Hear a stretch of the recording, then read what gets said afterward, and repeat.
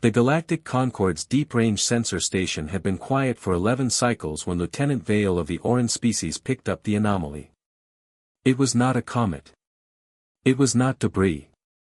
It moved with deliberate, impossible purpose, decelerating at a rate that defied natural physics. Vale ran the scan 3 times before alerting Commander Dresk. "There is a vessel incoming," Vale said, his 4 fingers trembling against the console. "Old. Extremely old." Dresk studied the readout. The hull configuration matched nothing in the Concorde's current registry. But it matched something in the historical registry, something that made his blood run cold. He cross-referenced the registry against the ancient archives, the ones dusty and untouched, filed under civilizations declared extinct. The designation came back in 0.3 seconds. Human. Terran vessel. Class, long-haul generation ship. Last recorded activity, 20,247 years ago. Dresk stood very still. Every species in the Concorde knew the story of humanity. 20,000 years ago, the humans had been a young, loud, aggressive civilization, brilliant and terrifying in equal measure. They had been on the verge of joining the Galactic Concorde when, suddenly, they went silent. Earth's transmissions stopped. Their colonies went dark. Their ships vanished from known space. The Concorde assumed they had destroyed themselves. Most species quietly believed it. Some even celebrated it. Humans had been too much, too fast, too bold, too hungry. And now one of their ships was coming home. Admiral James Rourke of the Concorde's diplomatic fleet was given the assignment nobody wanted. He positioned his ship alongside the massive, ancient vessel. Its hull was scarred by 20 millennia of interstellar travel, pitted by micrometeorites, darkened by cosmic radiation, yet still moving. Still alive. When the hailing frequency connected, the voice that answered was calm, male, and unmistakably human. "This is Captain Daniel Marsh of the USS Perseverance. We've been traveling for a while. Request permission to dock and establish communication." Rourke exhaled slowly.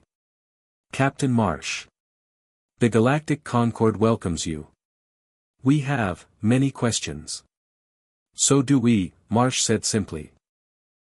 When the airlock opened, Rourke expected survivors, gaunt, desperate, broken people from a dead civilization. What he found was something else entirely. Captain Daniel Marsh was tall, broad-shouldered, gray-haired, and completely at ease. Behind him stood a crew of 83, healthy, disciplined, carrying themselves with the quiet confidence of people who had never once stopped believing they would arrive. Marsh explained it plainly, without drama. 20,000 years ago, humanity had not destroyed itself. Facing a cataclysmic solar event, they had made a choice: divide. A portion of humanity stayed on Earth to endure and rebuild. The rest were scattered across generation ships sent in every direction, carrying seeds, knowledge, DNA archives, and one simple mission: survive, learn, return. The Perseverance had traveled to the far edge of the galaxy and back. On that journey, across 80 generations of humans born and raised aboard the ship, they had encountered 17 dead civilizations, mapped 400 star systems, and developed technologies independently, technologies the Concorde had never conceived. "We kept records," Marsh said, placing a data core on the table. "Everything we saw. Everything we learned. We'd like to share it." The Concorde's council convened in emergency session. Species that had celebrated humanity's disappearance now sat in uneasy silence as the data from the Perseverance was processed.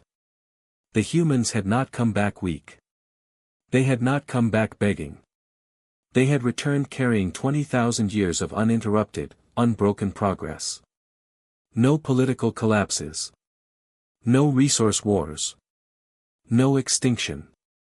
Just one ship, one mission, one relentless human drive forward. Counselor Vreth of the Mindari.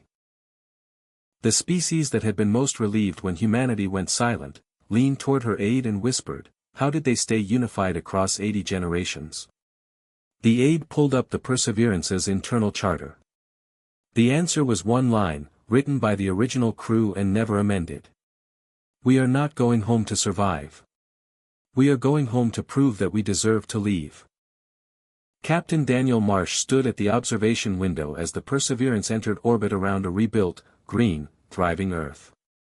His great-great-grandmother had left this world. He was the one who came back. He pressed his palm flat against the cold glass. Behind him, his crew of 83, children of children of children of the original voyagers, stood in silence, watching their ancestral home grow larger in the viewport. Nobody cheered. Nobody cried. They simply watched, the way people watch something they always knew they would see. And the Galactic Concord, monitoring from a respectful distance, noted something in their records that no species had ever written about humanity before. They were never afraid. Not once. Not ever. That is what made them dangerous. That is what made them magnificent.